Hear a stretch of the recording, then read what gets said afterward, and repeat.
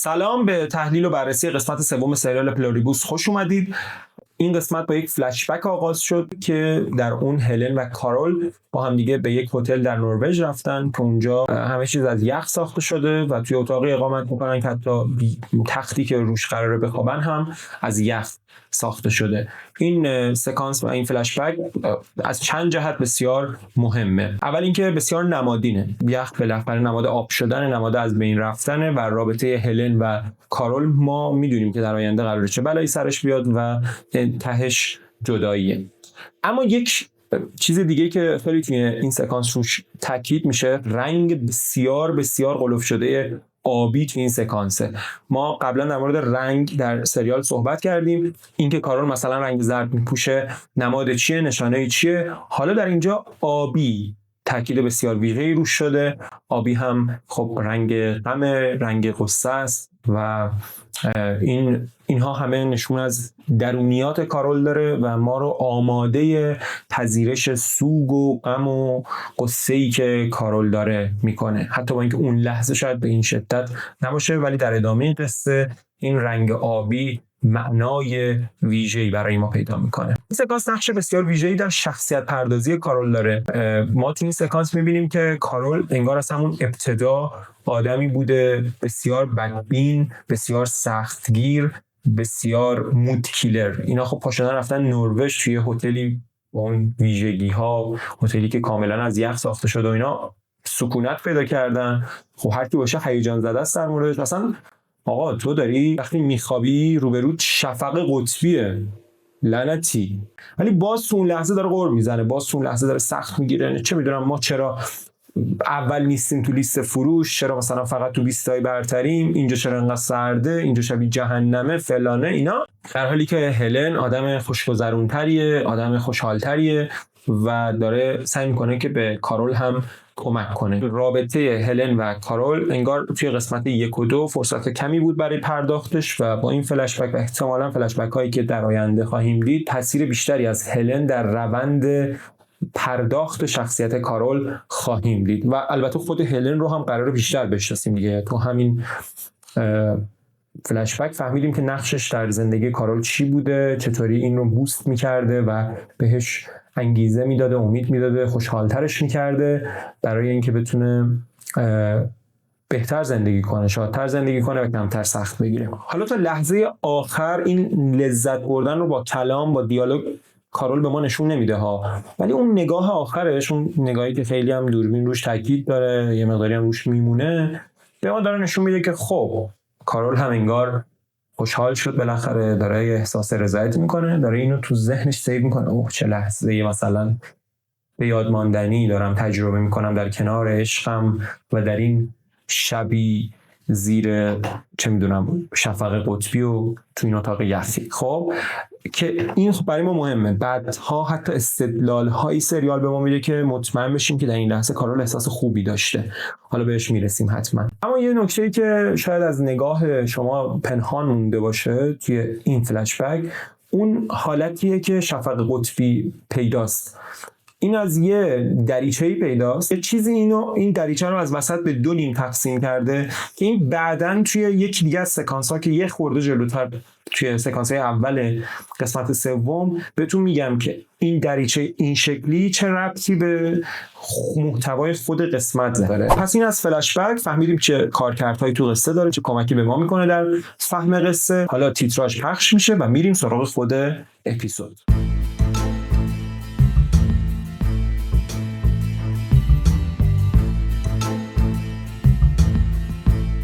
اسم این اپیزود نارنجکه که به طور واضح اگر اپیزود رو دیده باشید میدونید اسمش نارنجکه، اما فعلا کاری با نارنجک نداریم. اپیزود از یه سکانس هواپیما شروع میشه که کارول انگار داره از پیش اونایی که مبتلا نشده بودن دور هم جمعشون کرد برمیگرده، اونایی که انگلیسی بلد بودن، و تو این هواپیما خیلی روی تنهایی کارول تاکید میشه. تو خیلی کلی نماها تنهاییشو نشون میده. تازه تو اون نماهایی هم که زوشا پیششه با یک چیزی، یک المان تصویری اینا رو از هم جدا میکنه که بازم تنهایی کارول رو نشون بده. خب این تنهایی کارول هم در اون لحظه است، هم این که به صورت فلسفی تنهاست. توی جهانی که ذهن همه جمعیه، ذهن‌ها همه به هم پیوسته است، این و 12 نفر دیگه فقط ذهنشون هنوز فردی باقی مونده و هنوز اراده دارن و فردیت دارن، تازه اونا هم از این خوششون نمیاد. یعنی این بین اونا هم تنهاست و این تنهاییه که برای ما مشخصه و خیلی هم خوب نشونش میده. واقعا قاب‌هایی که میبنده برای نشون دادن تنهایی کارول قشنگن، زیبا هستن واقعا. حالا یه مکالمه اینجا با زوشا در مورد این مبتلا نشده ها داره، بعد پامش میره زنگ میزنه به همین یارو که هنوز ندیدیمش تو سریال، این که میگن از همه دیرتر فهمیدن مبتلا شده، نفر 13ام، پاراگوئیه، اسمش مانوس بود. آره زنگ میزنه به مانوس و فوش میده. اون مانوس با اینکه هنوزشونش ندیدم چند تا چیز درش مشخصه. آقا این 33 ساعت کجا بوده؟ این ذهن جمعی با این همه آدمی که به هم دیگه متصلن، هر چیزی بخوام بفهمن در آنی میفهمن. این 33 ساعت کجا بوده که این همه آدم روی کره زمین که به هم دیگه متصلن اتفاقا نفهمیدن؟ این یکی از سوالای جالبیه که در مورد این آدم مطرحه. دوم این که خب این چرا انقدر پرخاشگره؟ چرا با هیچ در ارتباط نیست؟ جواب کارا رو نمیده، با این ذهن جمعی در ارتباط نیست. و یه نکته هم کسی اینه که این زوشا هم انگار خیلی دوست نداره در موردش اطلاعات بده، خیلی قطره چکونی اطلاعات میده به کارول. در مثل بقیه تاپیکا یهو هر آنچه میدونه در طبق اخلاص نمیذاره تقدیم کارول بکنه، خیلی قطره چکونی بهش اطلاعات میده و اینم که خب شخصیت مرموزیه، ولی خب به نظر میرسه که به زودی معرفی شه، یک فاز احتمالاً قصه رو جلو ببره، یه خورده مثلا این سوگ و شخصیت کارول و غم و اندوهش و خشمش و اینا پرداخت بشه، یه خورده بیشتر بیننده باهاش ارتباط بگیره، احتمالاً مانوس بیشتر وارد قصه میشه، بیشتر میبینیمش و احتمالاً قصه رو یه فاز به جلو میبره. حالا این که این مانوس مکمل کارول خواهد شد، چون یه خورده شبیه هم دیگه، نگاه کنید جفتشون هم انگار یه خورده نمی‌کنن با اینکه با بقیه در ارتباط باشن. حالا این که این مکمل کارول میشه یا نه مخرب هم دیگه و بر علیه هم دیگه قراره کاری بکنن هنوز معلوم نیست، ولی احتمالاً تو همین چند تا اپیزود آینده مشخص بشه، خیلی زود بفهمیم این مانوس چه کار است و چطور آدمی. یه چیزی اینجا بگم فکر کنم وقتشه. ببینید خب این 13 نفر خیلی واضح نمادینه و نماد 13 نفر حواریونه که یکیشون خود عیسی بود. خب عیسی اگر تو این 13 تا بخوایم پیدا کنیم خود کارول دیگه. حالا اگه یهودا بخوایم پیدا کنیم که خیلی به نظر میرسه که این مانوس اگر همه چیز مثلا تو ذهن ما درست شکل گرفته باشه و واقعا این 13 تا نماد حواریون باشن و کارول و خود عیسی در نظر بگیریم، شاید مانوس یهوداش باشه و وقتی میدونیم که یهودا چه بلایی سر عیسی آورد و بهش خیانت کرد، اون وقته که یه خورده اون سمتی که این مخرب کاروله میچربه به این که مکملش باشه. Bye, Carol. Really, please let us know if there's... Carol, one second. کارول ناامید و افسرده برمیگرده به خونه و چیزی که توجه ما رو جلب میکنه، توجه خود کارول رو جلب میکنه، بسته‌ایه که هلن براش فرستاده، یه ماساژوره به خاطر این دردی که توی گردن و شونه‌هاش داشت و اینجا دوباره یاد هلن میفته. ببینید این هی ارجاع به هلن به شکل‌های مختلف و با اون فلش بک و اینا تکمیل کننده اندوه کاروله، یعنی داره شخصیتشو هی دیولپ میکنه. خلاصه این زنگ میزنه به اینا میگه آقا اینقدر از ذهن هلن سوء استفاده نکنید برای خوشحال کردن من. هلن تمام. حالا اینا گوش میدن به کنار. بعد کارول وقتی داره با اینا صحبت میکنه داریم میبینیمش که داره بیرون خونه رو نگاه میکنه، حیاط رو نگاه میکنه، جایی که هلن دفن شده و آب از پنجره به دو قسمت تقسیم میشه. قسمت اول کارول و اینور قبر هلنه و این کاملا یادآور اون شفق قطبی اول قصه است. وقتی از پشت کارول و هلن رو نشون میده دقیقا میفتن این طرف و اون طرف اون چیزی که شفق قطبی به دو نیم تقسیم کرده. این خیلی ناراحت کننده است دیگه. قشنگ هم کارول رو میبره به اون خاطره، برمیگردونه عقب، هم ما رو برمیگردونه عقب و خیلی هم ناراحت کننده است. خیلی شاهکار. حالا یه خورده با این روزمرگی کارول در این بعد از همه‌گیری همراه میشیم. این همش قرص خواب میخوره و الکل میخوره و یه سیتکامی گذاشته همینجوری الکی داره پخش میشه، بعد قشنگ مشخصه این اصلا سیتکام خوشحالش هم نمیکنه، اصلا همراه هم نیست باهاش و اصلا خیلی داغونه دیگه. یهو مثلا چندین قرص خواب میخوره، روش الکل میخوره، کاری که خیلی خطرناکه، نباید کسی انجام بده، ولی این بلایی هم سرش نمیاد، انگار اصلا اولین بارش نیست. خیلی زندگی داغون و خراب و افسرده حالی داره. پا میشه بره فروشگاه، البته قبلش براش صبحونه میفرستن که نمیخوره و اینا، اینو توی تیزرام دیده بودیم. پا میشه میره فروشگاه. خب این کاراش به خاطر چیه؟ این کارش به خاطر اینکه آقا من منفصلم از شما، نمیخواد خدمت رسانی بکنید، نمیخواد منو خوشحال بکنید، نخواستیم آقا. میره فروشگاه، میبینه فروشگاه خالیه، باز مجبور میشه به اینا زنگ بزنه.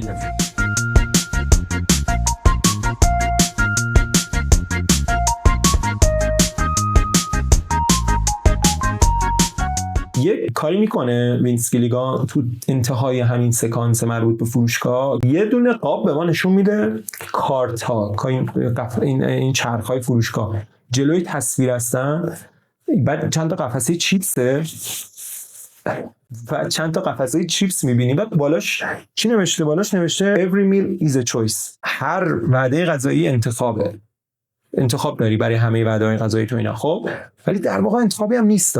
حتی اگه مثلا فرض کنیم ذهن جمعی اینا نبود، تو وقتی میری فروشگاه با اینکه دست خیلی بازه، ولی بازم بین اون آیتمای محدود خود فروشگاه میتونی انتخاب کنی دیگه. دقیقاً زندگی کارا هم اینطوریه، اگه دستش خیلی بازه و اراده داره همچنان، ولی باز خیلی گره خورده به ذهن جمعی. این هم چیزی بود که باید بهش اشاره می‌کردیم. از اونجا برمیگرده خونه و بالاخره حالا یه چیزی میخوره به جز الکل و شب میشه و برمیره.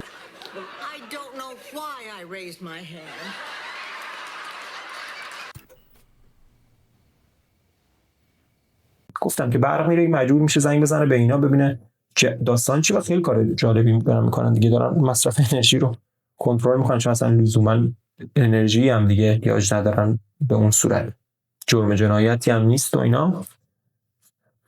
بعد به شوخی میگه آقا یه نارنجک برای من بیارید. من اینجا با تقریبا تحلیلی که از سریال داره میشه و حالا من صحبت میکردم، بقیه فکر میکنن یه خورده مشکل دارم. بقیه میگن خب این باید واسه کارول نارنجک مصنوعی و الکی و اینا می آورد، نارنجک مشکی داریم، نارنجک مشکی می آورد. ولی خب من میگم چرا خانس اصلا باید مشکی می آورد؟ کارول دیده دیگه اینا هر کاری براش میکنن، هر کاری میخواد میکنن، اینو برمیدارن میبرن این کشور اون کشور، هواپیمای رئیس جمهور رو برمیدارن.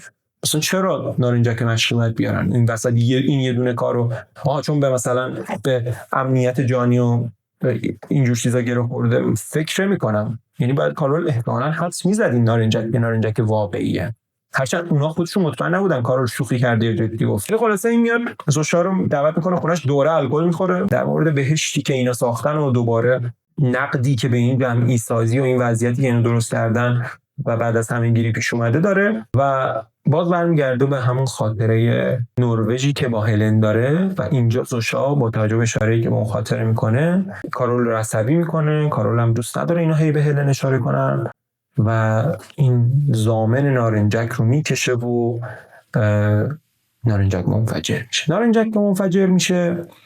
خونه کارول خراب میشه و به زخم‌های دستش اضافه میشه، انگار خراش بیشتری برمی‌داره، انگار فرسودگی بیشتری هی به مرور زمان بعد از این همه‌گیری براش پیش میاد و انگار خوب شدنی در کار نیست. خب این چیزاییه که به صورت نمادی میشه از این برداشت کرد. خونه‌ش هم که خراب میشه، یعنی این هی میره به این آدمایی که ذهنشون جمعی شده میگه بابا بدبخت شدید، بیچاره شدید، ذهنتون جمعی شد، ارادتون گرفته شد، تو زندانی، تو حبسی، تو قفسی. بعد میبینی خودش خونش خراب شد، دستش زخم شد، حالش خرابه، درگیر الکل، غرق در افسردگی. بعد اون سکانس اول هواپیما فکر کنم یادم رفت بگم، اونجا هم که خب تو دستشویی از یه نمایی از بالا نشونش میده، اصلا تو حبس خالصه، یعنی این کاملا با اون آزادی فردیش در تضاد. هی تو ادامه قصه هم به صورت ضمنی و عینی ما اینو میبینیم. اینجا زوشا مصدوم میشه و اینو میبره بیمارستان. یه یارو اونجاست که لباس فروشگاه پوشیده، DHL پوشیده، فکر کنم اسم فروشگاه DHL بود، اونو پوشیده. بعد این همزمان پرستار هم هست دیگه، چون دیگه بلد پرستاری کنه، همه بلدن پرستاری کنن. اولین باریه که اینجا با یه حرف کارول مثلا یه طور اینجوری با مکس موافقت میشه، خیلی مستقیم بهش نمیگن چشم برای قربان. خب If you truly wanted a nuclear weapon, we would weigh the pros and cons with you. We would explain that it would be very destructive. Yes or no? اونم وقتی که کارول میگه آقا من اگه بخوام بمب هسته‌ای بزنم چی میشه؟ بشریت خب دارم از بین میبرم. بازم واسه خوشحالی من بهم بمب هسته‌ای میدید، مثلا اینا اینجا که دادید زدم زوشا رو ناکار کردم. این خود فکر میکنه اینا میگه آره ضرراشو بهت میدیم ضرراشو بهت میگیم ولی آره بهت بمب هسته‌ای هم میدیم. خب ببینید این اولا که خود این مکس خیلی مهمه، یعنی طبیعتاً طبق این روندی که ما در این 2-3 قسمت دیدیم نباید مکس میکرد، باید میگه بله در اینجا خدمت شما، یعنی طبق اون فرضی که ما داشتیم اینا مسخ شدن و اینا مدفوشن و برای خوشحالی این کارولینا هر کاری میکنن، باید در اینجا حاضر و آماده همینطور که تقدیم شد بمب هسته‌ای هم تقدیم میشد، ولی این مکس کرد.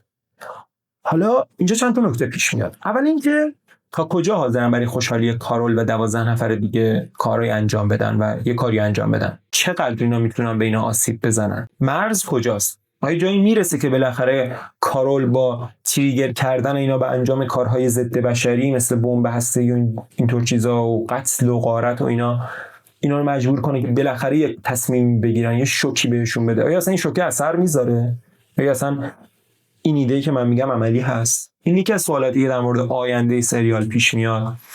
یکی دیگه‌ش هم اینه که همون قضیه سارکاستیک بودن درخواستای کارول، اینکه اینا از یه جایی به بعد اگه نتونن بفهمن که درخواست کسایی که این من باقی موندن شوخیه یا جدی چیکار میخوام بکنن؟ یعنی اگه نفهمم مثلا این وقتی میگه بزن 1 میلیون نفر رو بکش داره شوخی میکنه، داره جوک میگه یا داره جدی میگه، چیکار میخوام بکنن؟ که باید جلو بریم ببینیم چجوری با این بازی میکنه سریال. احتمالاً یکی از تم‌های اساسی سریال همینه، مخصوصا با اون افتتاحیه قسمت 2 که زوشا رو دیدیم که داره خلبانی میکنه و یه کارهایی داره میکنه که انگار از اراده برمیاد. انگار کلا این اپیزود به نظر می اومد که برای آشنایی ما با شخصیت کاروله، برای اینکه بیشتر باهاش هم دردی کنیم، هم دل بشیم و هم راه بشیم در ادامه. یه خورده مثلا هیجانش از اپیزودهای قبلی کمتر بود، ریتمش خب کندتر بود. اپیزود 1 و 2 تو قسمت قبلی گفتیم خیلی با سرعت همه چی رو برای ما تعریف کرد، چیزایی که ما فکر می‌کردیم مثلا یه سریاش مبهم باقی بمونن 5-6 قسمت طول بکشه بفهمیم همه چی رو در مورد ویروس و کارکردش و نوع ابتلا و چگونگی همه‌گیری و اینا به ما گفت. ولی این قسمت ریتم اومد کند کرد، آروم کرد، بیشتر وقت گذاشت روی شخصیت‌ها، خیلی سعی میکنه که کارول رو برای ما بسازه. ولی اگه قرار باشه این سریال 2 فصلی باشه و بیشتر از 2 فصل تمدید نشه، این ریتم براش کنده و باید یه خورده سریع‌تر پیش بره. اما اگه این سریال قرار باشه تمدید بشه و هنوز معلوم نیست چند فصل و قرار باشه قصه طولانی‌تری ببینیم، مثلا 5-6 فصل حتی بیشتر، این ریتم خوبه. اتفاقا ریتم 2 قسمت اول زیادی تند بود. شاید از وینس گیلیگان خواسته شده بود که پایلوت سریال و شروع سریال کوبنده، سریع و محکم باشه که این کار رو انجام داد. حالا این اپیزود اگر نقد منفی داره یا اگر به ریتمش انتقاد شده، احتمالاً به خاطر اینکه با همون 2 اپیزود اول مقایسه میشه. یه خورده که بگذره ریتم جا بیفته، یه ذره از این قسمت تندتر، یه ذره از اونها کندتر، یه استانداردی پیدا کنه، احتمالاً نقدی به ریتم سریال نمیشه، احساس نمیشه که این اپیزودا فیلرن. ببینید دیگه همین اپیزودی که ما میگیم مثلا نکته‌اش کمتر از 1 و 2 بود، کلی نکته در مورد شخصیت کارول داشت و کلی نماد و قاب خوب و اینا داشت. چی می‌خوایم از یه اپیزود مثلا 45 دقیقه 1 ساعتی؟ حالا اینا به کنار، یادمون هست دیگه مثلا بریکینگ بد و بتر کال سال، اینا هم با ریتم خیلی تندی شروع نشدن.